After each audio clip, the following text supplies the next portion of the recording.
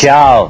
Te Horens! Un te Linda, čau! Mums ir baigi paveicies. Visa Latvija pano par mūsu 10 gadu svētkiem. Un mums arī par mums pano visu gadu. Jā, un lūk, ko raksta mums viena rakstītāja. Čurkste no Prēļiem. Čurkste no Prēļiem. Čau, Linda un Horen! Jūs esat baigi foršie? Jūs esat foršiņi, kad jūs runājat, un jūs esat foršiņi, ka jūs abi divi ņematies. Un vēl jūs esat baigi stilīgi un tādi, baigi foršie. Tā ir anekdote? Nē, anekdote tagad tu izlasi.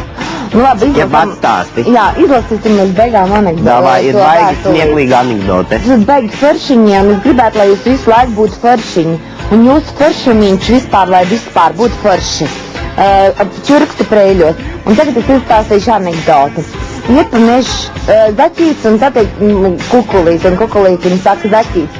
Kukulīt, kukulīt, es tev ēdīšu. Un kukulīt saka, es neesmu kāds kukulīt, es esmu Černobiļas ēdītis. Tā bija baigi labā anekdote, smieklīgā.